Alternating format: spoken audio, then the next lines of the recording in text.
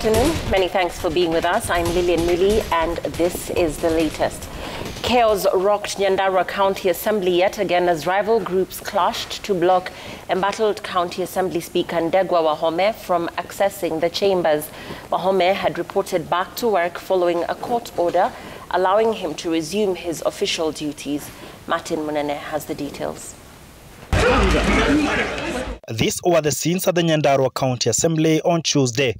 A standoff between pro-Speaker Ndegwa Wahome's supporters against another group of MCAs that want the Speaker, who had been impeached, gone. The Speaker had arrived at the Assembly Tuesday, backed by a court order and officers to enforce it, but they found the doors locked. The court orders that have not been obeyed today, because as you can see, I have been blocked from accessing the Assembly, despite very clear orders of the court. And also, you know, I was to be, the court ordered free access to the Assembly. The court ordered that the mace be surrendered to me, and the court also ordered that the vehicle be delivered to me. Non-compliance with the law has its consequences. We will play our part. We will not break the law. We will not break the doors. We will not play their game. We will do what we are supposed to do as true defenders of the law.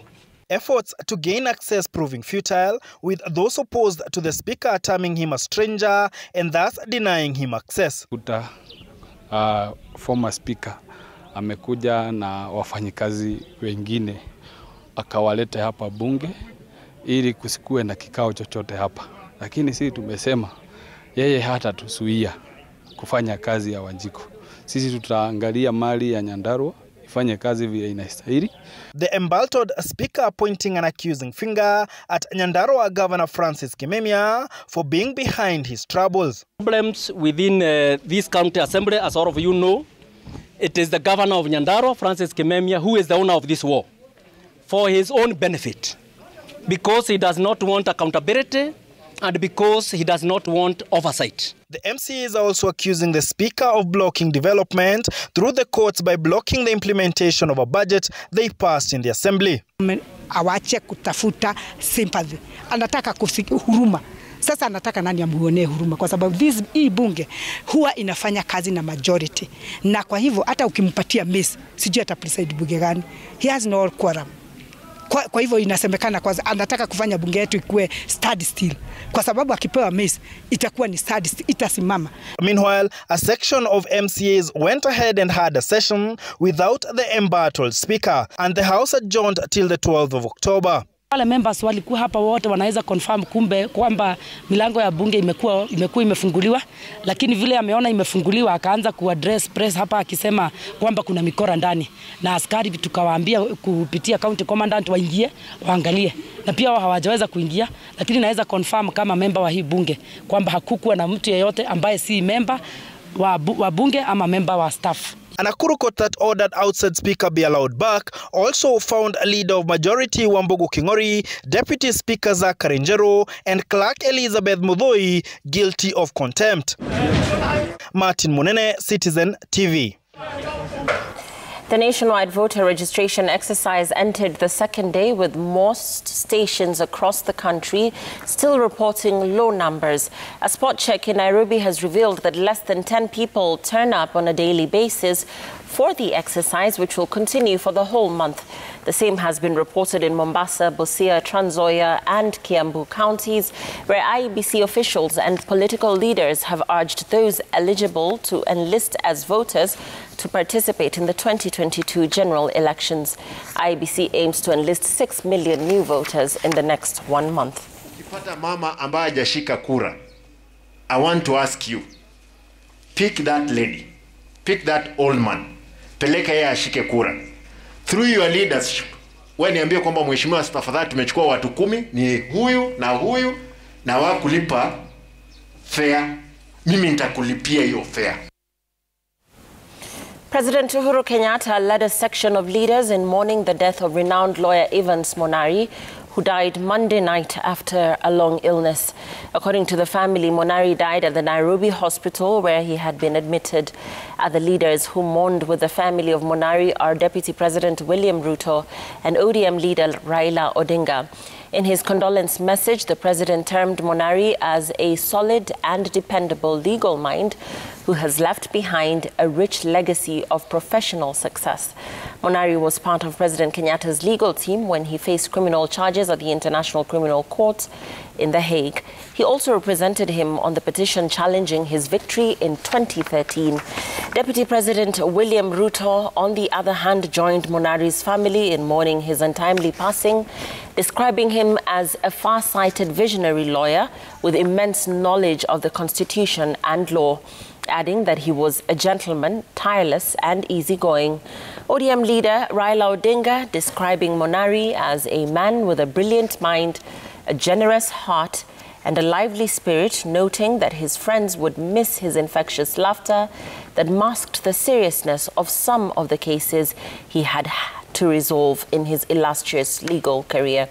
Besides his legal practice, lawyer Evans Monari served in several public positions, among them the 2016 Independent Electoral and Boundaries Commission selection panel. Monari has in his career handled high-profile criminal briefs and represented various clients in public inquiries and inquests.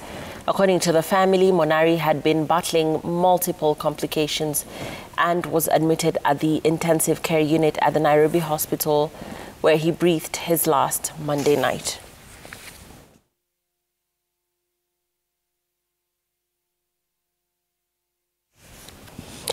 The World Teachers' Day was marked today across the globe. In Kenya, Teachers Service Commission and delegates drawn from several teachers' unions converged at the Kenya Institute of Curriculum Development, KICD, to celebrate the noble role played by teachers.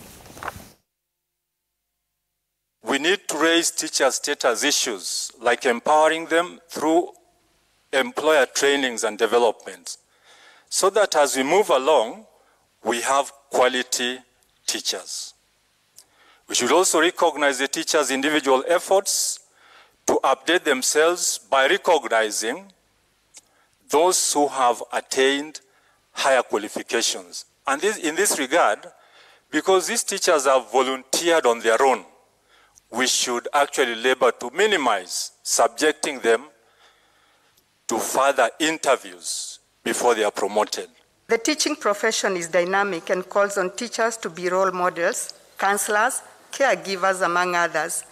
Teachers play a prominent role in influencing and inspiring learners. After parents, teachers take the responsibility of molding a child's character at each and every step. Therefore, it is our utmost duty to convey our wishes to teachers today in recognition of their undeterred efforts.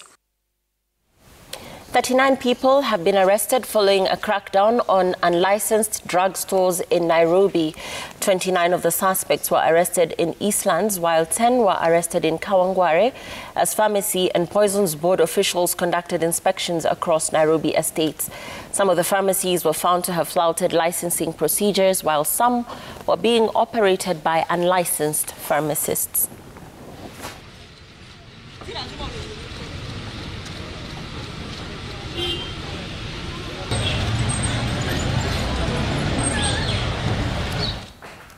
And further afield, Japan's new Prime Minister Fumio Kishida says he will call a parliamentary election for October 31st and vowed to bolster the country's response to the coronavirus pandemic.